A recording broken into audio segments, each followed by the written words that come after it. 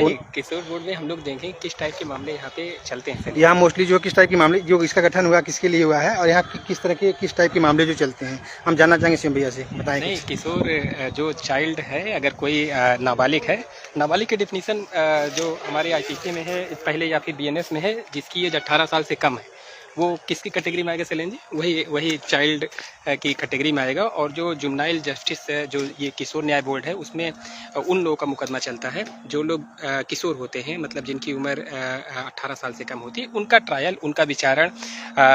यहाँ पे इस बोर्ड में चलता है। तो जैसा कि सीएम जी ने बताया कि जो 18 साल से अंडर एज होते हैं, यानी 18 साल से जो नीचे होते हैं, उनकी केसेस का विचारण जो होता है किशोर न्याय बोर्ड में होता है। जैसा कि आप जानते हैं कि इनके लिए जेल अलग से होती है, जिसको जेल नहीं हम बाल सुधार गृह कहते हैं। और जो 18 साल से ऊपर के लोग होते हैं वो लोग जनपद कारागार में स्थानीय भेजे जाते हैं, या इससे पूर्व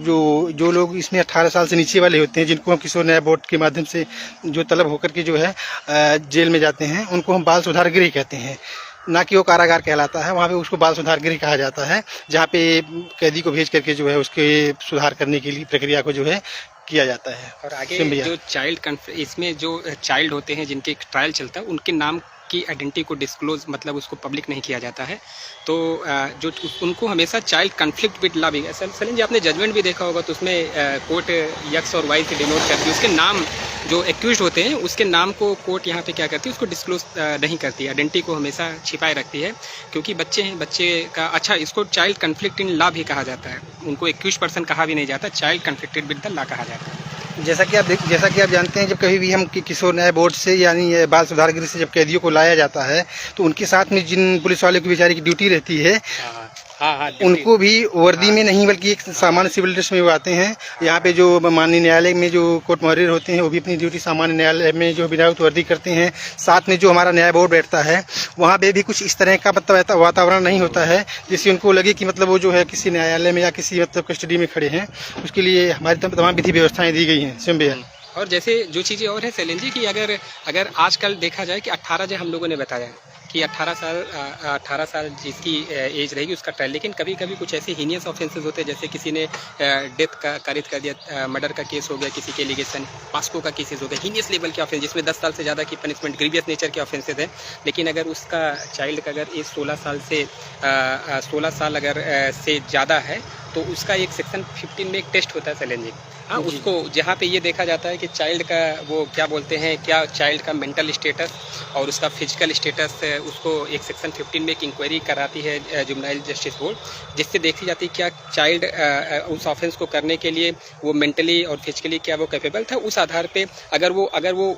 जैसा उसका रिपोर्ट आता है उसके आधार पे ही वो चीज़ें कहा जाती हैं।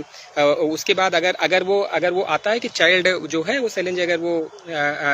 अगर वो अपराध कारित करने के लिए उसका मेंटल और फिजिकल अगर रिपोर्ट ऐसी आती है, तो उसका जो ट्रायल कहाँ चलता है, हमारे कोर्ट में चलता है, मतलब भेज देते हैं। सेक्शन 15 की रिपोर्ट आने के बाद उसका ट्रायल हमारे मेन कोर्ट में, हाँ, मेन कोर्ट में चला जाता है, हीनियस सेशन कोर्ट में चला जाता है। जैसे यहाँ पे अगर पास्को का 3/4 पास्को का एलिगेशन है, तो उसका ट्रायल कहाँ चला जाएगा, अगर उसकी 16 साल से ज़्यादा है तो भी वो चला जाएगा पास्को स्पेशल पास्को एक्ट में चला जाएगा। तो ये भी बड़ी बात है, ऐसा नहीं कि केवल 18 साल से कम वाले लोगों का ही यहाँ पे चलेगा। हीनियस ऑफेंस है, 16 साल से ज़्यादा आपकी उम्र है, आपका मेंटल और फिजिकल स्टेटस ऐसा है कि आप ऑफेंस समझ सकते हैं, तो उसमें वहाँ पे चला जाएगा। जैसा कि लोगों ने हम कह सकते हैं कि नॉर्मली एक मानसिकता लोग बनाते हैं कि जो 18 साल से कम के लोग होते हैं वो लोग नाबालिग कोर्ट में ही आते हैं। लेकिन अभी हमारे शिवम भैया ने बताया कि किन किन अपराधों में, किन किन कंडीशन में आप नाबालिग कोर्ट के बजाय जो है मेन कोर्ट में भी उसका ट्रायल हो सकता है। जैसा कि पाक्सो का मामला हो या 16 साल से ऊपर का मामला हो, इन मामलों में, इन कंडीशंस में भी जो है मामले विचारण के लिए जो है मेन मुख्य न्यायालय में जाते हैं। सैलेन जी ने बताया भी कि एक अच्छा इन्वायरमेंट होता है कि लगेगा ही नहीं कि ट्रायल है, क्योंकि चाइल्ड कन्फ्लिक्ट विद लॉ है, गलती हो गई, उसको हमेशा माना जाता है इसने गलती कर दिया है, इसको सुधारा जाए। अच्छा सैलेन जी, आप देखेंगे कि बेल वो 21 पर्सन, अच्छा 18 साल से कम की उम्र अगर है तो वो एफिडेविट दे भी नहीं सकता अपना, राइट। तो उसके गार्जियन की तरफ से सारे एप्लीकेशन पड़ेंगे। अच्छा, इसमें सपोज करिए मान लीजिए कोई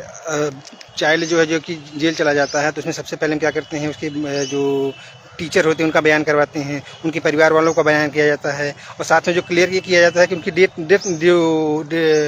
डेट ऑफ बर्थ कैसे क्लियर होगी, वो विद्यालय के माध्यम से होती है, परिवार के माध्यम से होती है, उनका बयान होता है। सब कुछ होने के बाद तब उसको जो डिक्लेयर किया जाता है, डिक्लेयर करने के बाद फिर हम उसकी बेल के लिए अप्लाई करते हैं। हाँ, वो सेक्शन 94 में उसका प्रोसीजर बताते हैं, जैसे बताया शैलेंद्र जी ने कि वो हम लोग जब जुवेनाइल जस्टिस बोर्ड उसको पहले डिक्लेयर करेगी कि जुवेनाइल है, उसके लिए प्रोसीजर, अगर आपने 10th की मार्कशीट है तो सबसे पहले 10th की मार्कशीट है, इनफ है, उसमें डेट ऑफ बर्थ जो माना वही माना गया है। अगर आपके पास 10th की सर्टिफिकेट नहीं है तो फर्स्ट स्कूल जहाँ पे आपने स्कूलिंग किया है या फिर लास्ट स्कूल जहाँ पे किया है स्कूलिंग लिविंग सर्टिफिकेट है, अगर वो भी नहीं है तब हमारे पास लास्ट में क्या ऑप्शन तीसरा आता है, जन्म प्रमाण पत्र जो बनता है जी, जी। उसके आधार पे बनता है। अच्छा, अगर ये सब चीजें कोई डॉक्यूमेंट्री एविडेंस नहीं है तो शैलेंद्र जी तो हम लोग ऑसिफिकेशन टेस्ट होता है। हाँ, जो मेडिकल रिपोर्ट आती है, उसके हिसाब से एक संभावित रिपोर्ट आती है कि मतलब मेडिकल से, जैसे सपोज करिए मेडिकल रिपोर्ट आती है कि 17 से 18 साल की उम्र का हो सकता है या 16.5 से 17.5 हो सकता है। मतलब एक एग्जैक्ट रिपोर्ट तो खैर नहीं आती है, लेकिन हाँ ठीक है, उसमें मतलब एक और उसमें